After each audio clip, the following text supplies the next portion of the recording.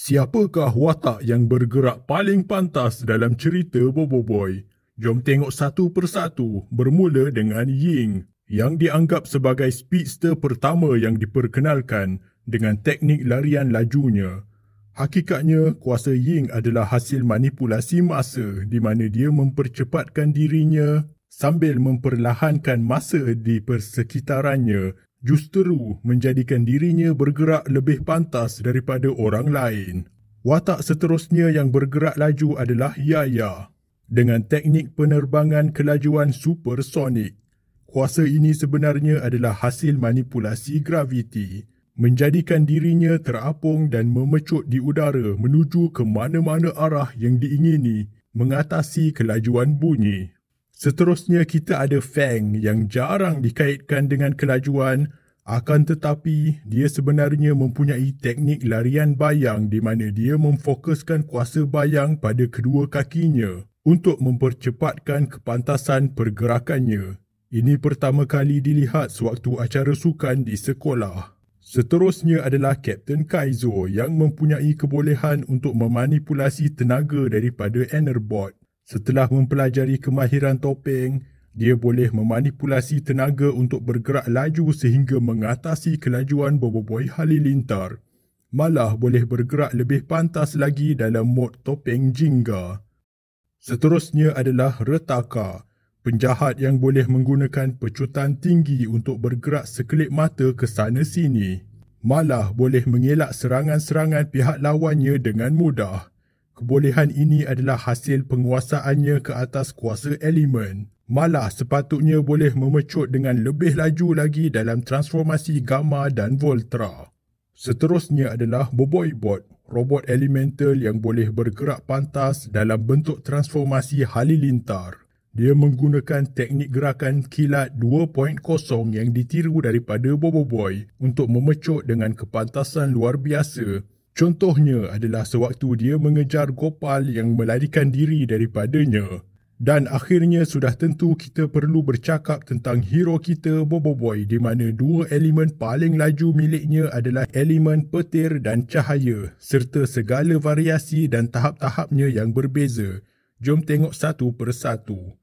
Yang pertama adalah Bobo Boy Petir, iaitu transformasi elemen petir tahap pertama yang menggunakan gerakan kilat. Ini merupakan peringkat paling rendah, akan tetapi ini pun sudah cukup laju. Seterusnya adalah Bobo Boy Halilintar, iaitu transformasi elemen petir tahap kedua. Dia juga menggunakan gerakan kilat, akan tetapi versi ini lebih laju daripada tahap pertama, malah mempunyai cas elektrik merah berbanding kuning. Seterusnya kita akan bercakap tentang elemen cahaya milik Bobo Boy. Dalam transformasi cahaya tahap pertama, Bobo Boy boleh menggunakan gerakan cahaya untuk bergerak sekelip mata. Dalam transformasi tahap kedua, iaitu Bobo Boy Solar pula, dia boleh melakukan lompatan solar yang mana gerakannya sepantas cahaya, sehingga kelihatan seolah-olah dia melakukan teleportasi.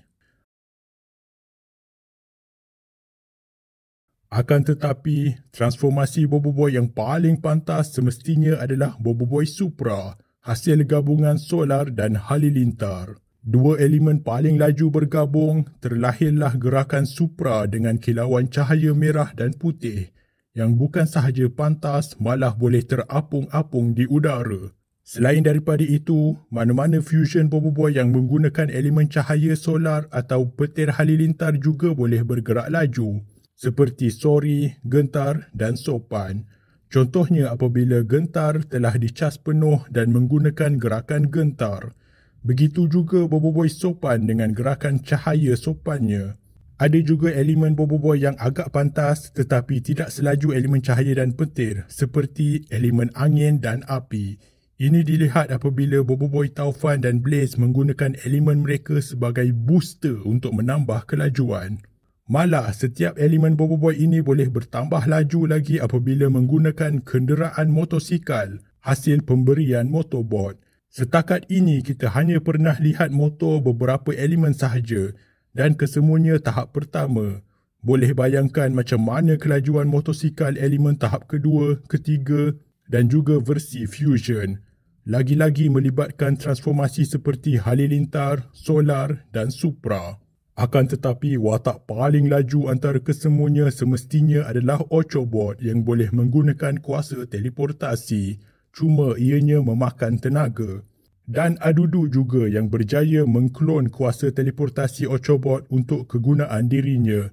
Sekian, terima kasih.